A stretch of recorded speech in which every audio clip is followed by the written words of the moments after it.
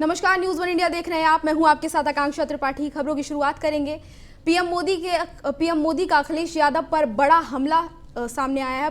बता दें आपको कि भ्रष्टाचार का इत्र सबके सामने आ गया है। पीएम मोदी का ये कहना है पूरे यूपी में भ्रष्टाचार का इत्र छिड़क रहा है। पूरे देश ने नोटों का जो पहाड़ है वो देखा है। तो आपको बता दें कि प्रधानमंत्री मोदी ने ये सब कहा है। अब वो लोग मुंह खोलने को तैयार नहीं है। वो नोटों के साथ जो बक्से हैं उन पर क्या कहेंगे। बीते दिनों बक्से भरकर नोट मिले हैं। तो आपको बता दें कि प्रधानमंत्री मोदी ने एक बड़ा हमला बोला है विपक्ष पर। प्रधानमंत्री ने बोला कि अब वो लोग मुंह खोलने को तैयार नहीं हैं। बीते दिनों बक्से भरकर नोट मिले हैं जिस पर कोई कुछ बोलने को तैयार नहीं है। तो पीएम मोदी का अखिलेश यादव पर बड़ा हमला। भ्रष्टाचार का इत्र सबके सामने आ गया है। भ्रष्टाचार का इत्र छिड़क रहा है हर जगह। यूपी में भ्रष्टाचार का इत्र छिड़क रहा है। पूरे देश में नोटों का पहाड़ जो है पूरे देश ने देखा है। अब वो लोग जो है वो मुंह खोलने को तैयार नहीं है। वो नोटों के बक्से के बारे में क्या कहेंगे। तो ये प्रधानमंत्री मोदी ने कहा है। अखिलेश यादव पर बड़ा हमला करते हुए प्रधानमंत्री मोदी ने ये सारी बातें कही हैं। इसके साथ ही पीएम मोदी ने कहा कि बीते दिनों बक्से भरकर नोट मिले हैं।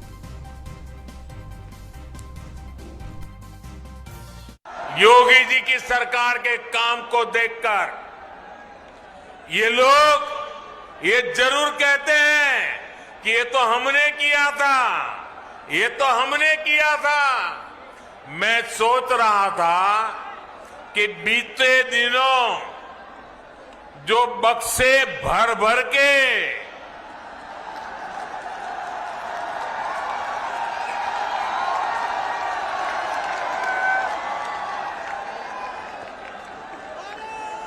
बीते दिनों जो बक्से भर भर के नोट मिली है, नोट, उसके बाद भी ये लोग यही कहेंगे कि ये भी हमने ही किया है।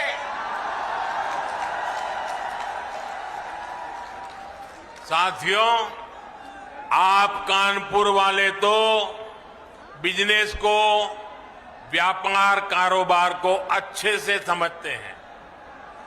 2017 से पहले भ्रष्टाचार का जो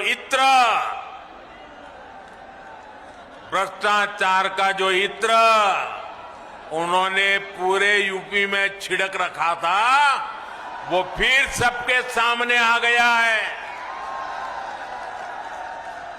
लेकिन अब वो मुंह पे ताला लगा के बैठे हैं, क्रेडिट लेने के लिए आगे नहीं आ रहे हैं।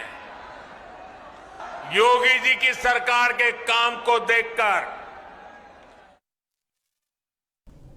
इससे पहले दीक्षांत समारोह में कानपुर में उत्तर प्रदेश के मुख्यमंत्री योगी आदित्यनाथ ने क्या कुछ कहा, वो सुनते हैं।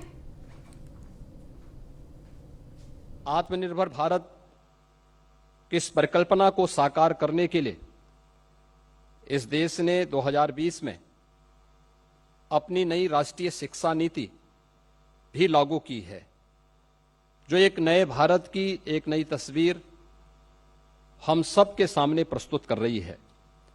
और मुझे बताते हुए प्रसन्नता है कि उत्तर प्रदेश इस दिशा से एक नई पहल आदरणीय प्रधानमंत्री जी के मार्गदर्शन में तेजी के साथ आगे बढ़ रहा है। आत्मनिर्भर भारत। उन्नाव कानपुर आईटी रेड पर बोले अखिलेश यादव। आईटी रेड पर बीजेपी झूठ बोल रही है। अखिलेश यादव का ये कहना है केंद्र बताए कि 194 करोड़ किसका है। तो अखिलेश यादव ने ये कहा है कि केंद्र सरकार ये बताए कि 194 करोड़ जो मिला है वो किसका है। नोटबंदी के बाद इतना कैश जो है वो कहां से आया है। 2000 के इतने नोट कैसे जमा हो गए। तो केंद्र सरकार से ये सवाल अखिलेश यादव ने किए हैं। किन किन बैंकों से ये पैसा निकाला गया है और नोटबंदी के बाद इतना सारा कैश कहां से आया। तो अखिलेश यादव ने केंद्र सरकार से सवाल पूछे हैं। अखिलेश यादव का कहना है कि 2000 के इतने नोट कहां से आए और 194 करोड़ किसका है। तो उन्नाव कानपुर आईटी रेड पर अखिलेश यादव के ये कुछ सवाल हैं जो कि उन्होंने केंद्र सरकार से पूछे हैं। उन्होंने कहा कि आईटी रेड पर बीजेपी झूठ बोल रही है। इसके अलावा उन्होंने ये भी कहा कि 194 करोड़ जो है वो किसके हैं, केंद्र सरकार से इसको लेकर जवाब मांगा है। नोटबंदी के बाद भी इतना कैश कहां से आया।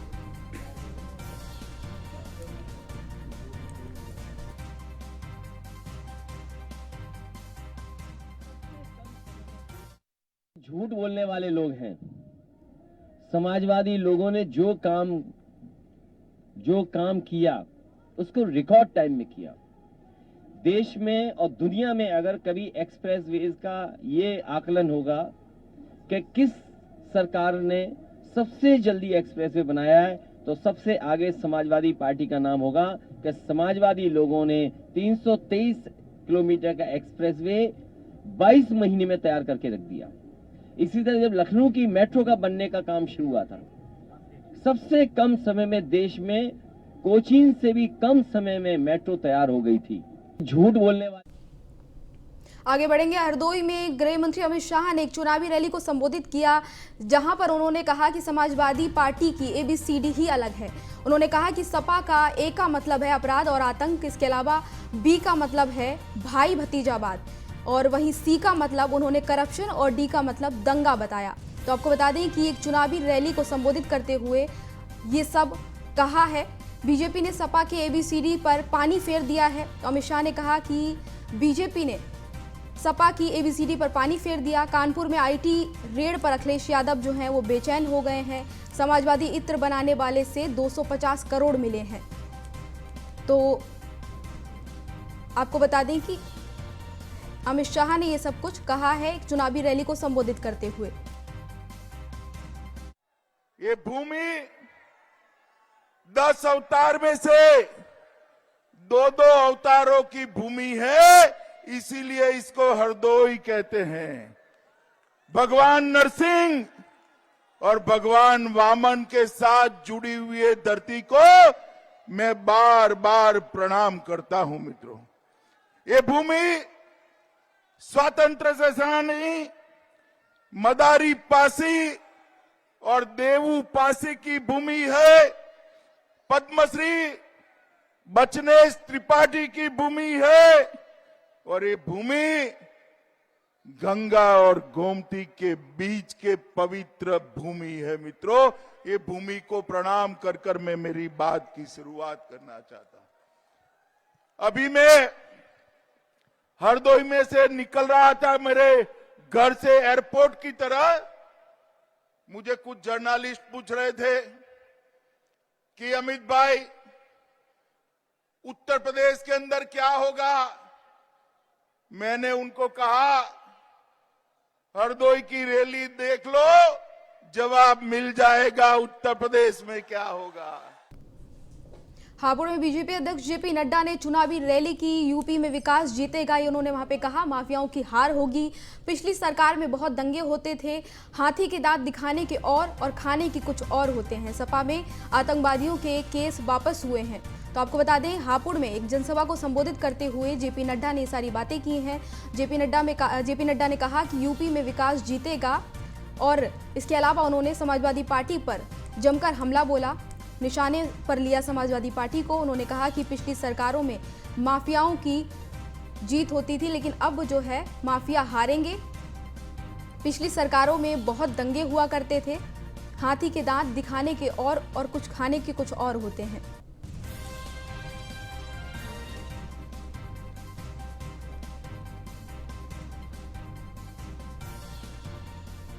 गौरव की जीत होगी यह समझना चाहिए, और ये राष्ट्रवादियों की जीत होगी, और ये जिन्नावादियों को बहुत बड़ा तमाचा होगा। इस बात को भी हमको समझना चाहिए, इसको भी हमको ध्यान रखना चाहिए।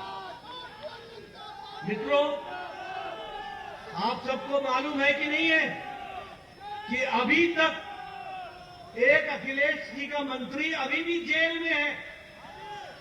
खनन माफिया, ये खनन माफिया के लिए जाने जाते थे, खुद बाहर दूसरे जेल में, इनके साथी इनके भी जेल में। आपको मालूम है कि नहीं मालूम है कि 98,900 करोड़ रुपए का अखिलेश जी ने बतौर मुख्यमंत्री यूटिलाइजेशन सर्टिफिकेट ही नहीं दिया था। यानी काम होने पर काम की पूर्ति का सर्टिफिकेट ही नहीं दिया था। देते भी कैसे जब काम ही पूरा नहीं हुआ था, तो कैसे देते? जब कमीशन घोटाला करोगे तो कहां से यूटिलाइजेशन लाओगे? मैं स्वास्थ्य मंत्री था, ये मुख्यमंत्री थे। मुझे कानपुर से एक खबर आई, मेरा सुपर स्पेशलिटी ब्लॉक कानपुर का पूरा नहीं हो रहा है।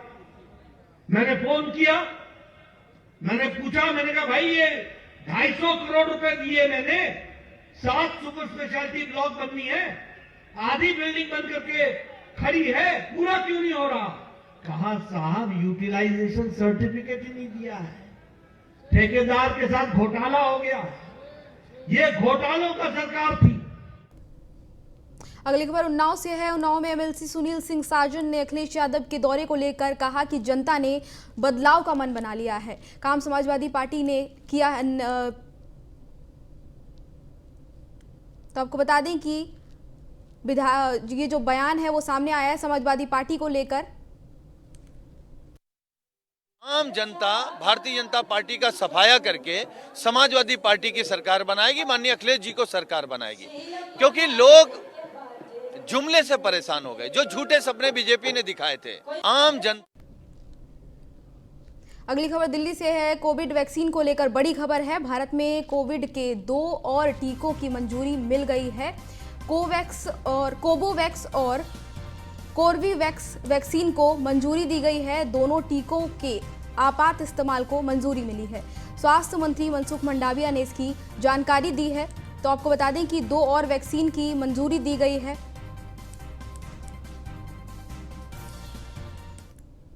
बहराइच के बलहा विधानसभा में समाजवादी पार्टी का दलित, बिछड़ा, शोषित, वंचित किसान जागरूकता शिविर का आयोजन किया गया। कार्यक्रम में मुख्य अतिथि के तौर पर पूर्व मंत्री राम अचल राजभर मौजूद रहे। जन समुदाय को संबोधित करते हुए उन्होंने विपक्षियों पर जमकर निशाना साधा। उन्होंने कहा कि बेरोजगारी, महंगाई और भ्रष्टाचार बढ़ता जा रहा है।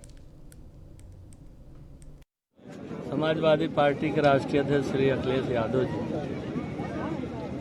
विजय यात्रा के माध्यम से जो पश्चिम यूपी, पूर्वांचल यूपी, बुंदेलखंड में कार्यक्रम लगा के जो चल रहे हैं, जो जन समर्थन मिल रहा है, उस जन समर्थन से घबराकर भारतीय जनता पार्टी अनाप शनाप बयान दे रही है।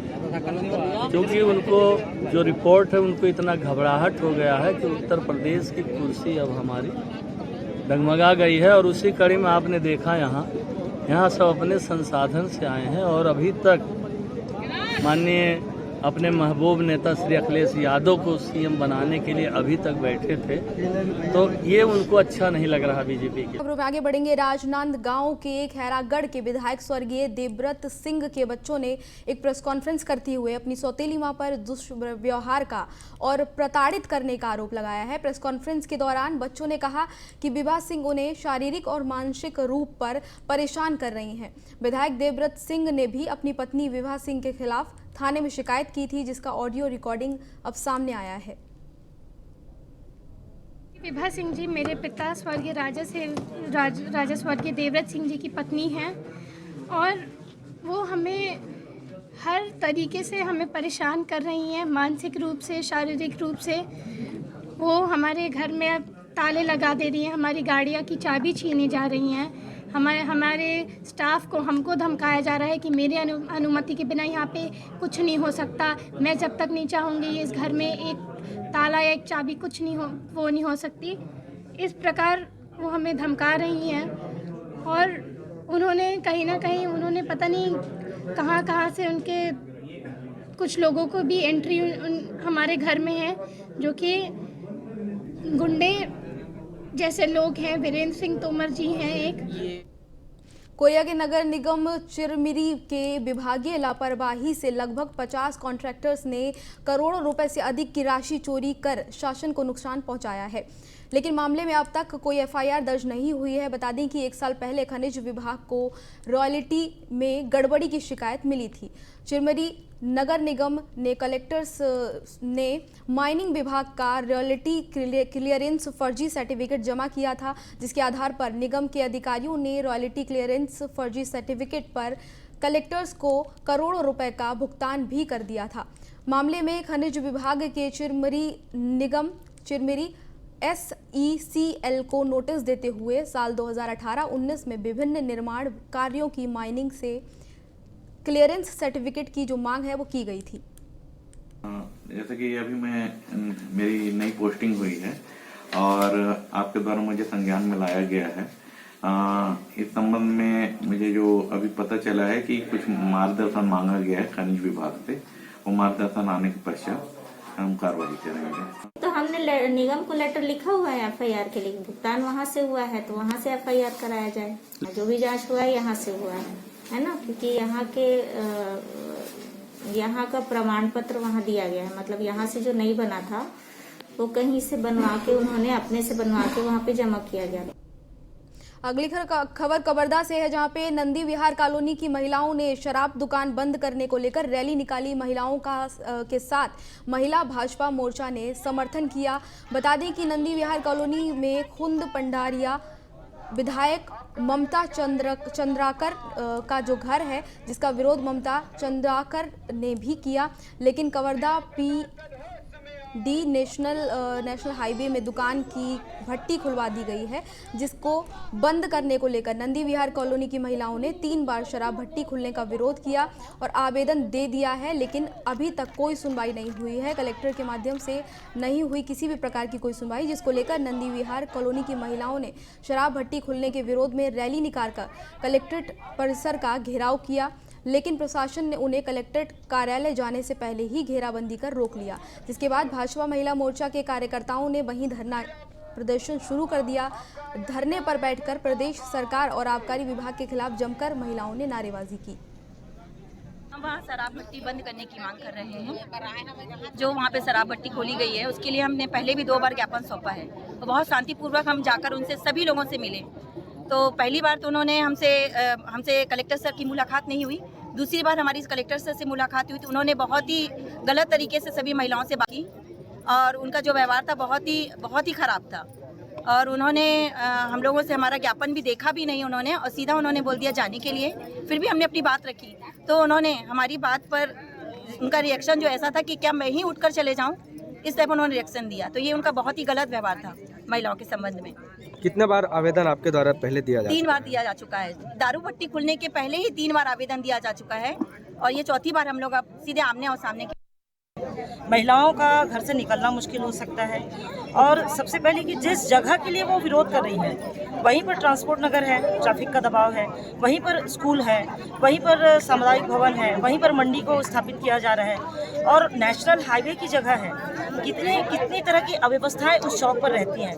उसके बावजूद जो हमारी बहनी है नंदी विहार कॉलोनी की, वो जब खुलने से पहले से ही कलेक्टर सर को वो आवेदन दे रही थी, उसके बाद भी उनकी बात की अवहेलना करते हुए, यानी एक समूह की बात की अवहेलना करते हुए उन्हें जबरदस्ती वहाँ भट्टी खोला गया है। भट्टी खुलती है और पास का वातावरण कितना गंदा हो सकता है ये हम सभी जानते हैं। बेमेतरा जिला मुख्यालय से महज 12 किलोमीटर दूर ग्राम सरदा में बुलाई गई जनसुनवाई में स्टील प्लांट स्थापना क्षेत्र के किसानों ने पुरजोर विरोध किया और महिलाएं भी स्टील प्लांट की स्थापना के विरोध में सामने आई। आक्रोशित जनमानस के साथ सत्ता पक्ष के और विपक्ष ने भी एक सुर में जन समुदाय के साथ रहकर स्टील प्लांट लगाने का विरोध कर उसमें खड़े नजर आए। बेमेतरा संयुक्त कलेक्टर दुर्गेश वर्मा की अध्यक्षता में ग्राम सरदा के हायर सेकेंडरी स्कूल में जनसुनवाई हुई। जनसुनवाई के दौरान सैकड़ों ग्रामीणों ने स्टील प्लांट स्थापना का विरोध दर्ज कराया। सरदा में पर्यावरण जो मूल्यांकन है उसके लिए जनसुनवाई हुआ। उसमें ग्रामीणों के द्वारा उपस्थित होकर अपनी बात, सुझाव, आपत्ति दर्ज किया गया। किस बात को लेकर जनसुनवाई थी? किस पर क्या यहाँ पे राइजन इंडस्ट्रीज के नाम से एक कंपनी में जो प्रावधान है, जो पर्यावरण अधिनियम के तहत प्रावधान है, प्रदूषण नियंत्रण अधिनियम के तहत, उसके तहत सरदा में स्टील पावर प्लांट लगाया जा रहा है। इसके विरोध में आज जनसुनवाई था आसपास के कम से कम 50 गांव के लोग यहाँ पर आए हुए हैं विरोध प्रदर्शन करने के लिए। हमारी एक ही मांग है, बेमेतरा जिला कृषि प्रधान क्षेत्र है, यहाँ किसी भी प्रकार का कोई भी प्रदूषण वाला प्लांट नहीं लगना चाहिए। अगर प्लांट लगाना भी है तो कृषि आधारित प्लांट लगाएं, शक्कर कारखाना लगाएं, फूड प्रोसेसिंग प्लांट लगाएं जिसमें किसानों का भला हो, हित हो। जिस प्लांट में चिमनी नहीं होना चाहिए, किसी प्रकार का धुआं नहीं होना चाहिए, प्रदूषण नहीं होना चाहिए। 2 नदी है यहाँ, खारून और शिवनाथ, उसके पानी में सबसे पहले अधिकार किसानों का है, बाद में किसी फैक्ट्री का। इसलिए यहाँ फैक्ट्री हमको चाहिए नहीं। एक छत्तीसगढ़ में एक ऐसा जिला, बेमेतरा जिला, जहाँ एक भी प्रदूषण वाला प्लांट नहीं है। ये बड़े बड़े जो नेता हैं उनके क्षेत्र में क्यों नहीं लगता प्लांट, उनके क्षेत्र में लगे प्लांट। बलरामपुर के रामानुजगंज में वन विभाग की टीम ने लकड़ी तस्करी करते पिकअप वाहन सहित 18 नग इमारती लकड़ी जब्त की है, जिसकी कीमत बाजार में 2 लाख बताई जा रही है। वन परिक्षेत्र रामानुजगंज के रेंजर संतोष पांडे ने बताया कि उनको मुखबिर की सूचना के आधार पर जानकारी मिली थी। विजयनगर से एक पिकअप वाहन में अवैध लकड़ी की तस्करी की जा रही है। सूचना को आधार मानते हुए वन विभाग की टीम ने रामानुजगंज में रंगीला चौक पर पिकअप वाहन को रोका और उसकी तलाशी ली तो पिकअप वाहन में 18 नग इमारती बल्ली बरामद हुई।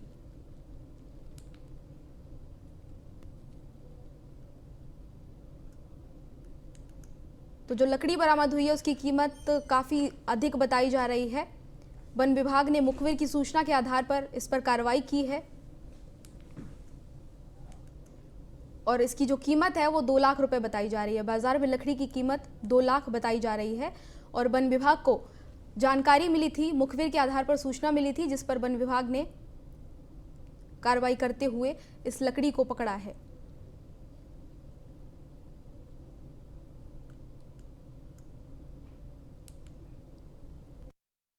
वन मंडलाधिकारी महोदय के दिशा निर्देश पर परिक्षेत्र रामानुजगंज के समस्त स्टाफ रात्रि गश्ती में थे।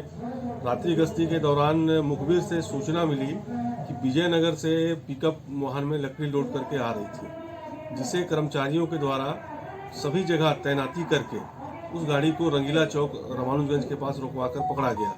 पकड़ने के पश्चात उसमें लकड़ी एवं पिकअप दोनों की कीमत लगभग 2 लाख रुपए के आसपास है और इसमें जो है हम लोगों के द्वारा राजसात की कार्रवाई के लिए की प्रक्रिया की जा रही है।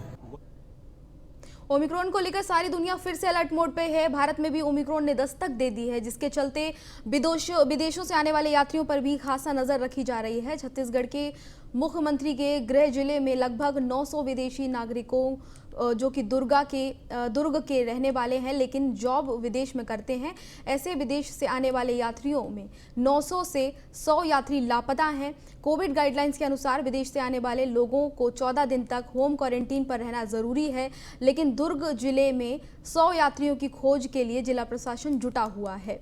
तो 900 आए थे यात्री, जिनमें से 100 लापता हैं। नेशनल ट्रेवल हमारे दुर्ग जिला में आने वाले करीब लोग हैं 861 लोग कल तक आए हैं और उसमें से हम लोगों ने 657 लोगों को 14 दिन का क्वारंटाइन कंप्लीट कर लिया है, उनको फ्री कर दिए हैं। अभी जितने लोग भी आए हैं हमारे अपने यहाँ ओमिक्रॉन का कोई उसमें सीक्वेंस में नहीं पाया गया है। एक सैंपल गया था, वो भी अभी तक रिपोर्ट नहीं आया, इसका मतलब वो भी निगेटिव होगा। प्रोटोकॉल के तहत क्या होता है कि 14 दिन का क्वारंटाइन उनको करने का निर्देश है शासन की ओर से, तो 7 दिन आते ही उनको 7 दिन तक करने के बाद 8वां दिन टेस्ट लेते हैं और टेस्ट में अगर निगेटिव आते हैं तो उसको होम क्वारंटाइन और पॉजिटिव आता है तो उसको कोविड हॉस्पिटल भर्ती करें। तो फिलहाल बुलेटिन में इतना ही, मुझे दीजिए इजाजत, नमस्कार।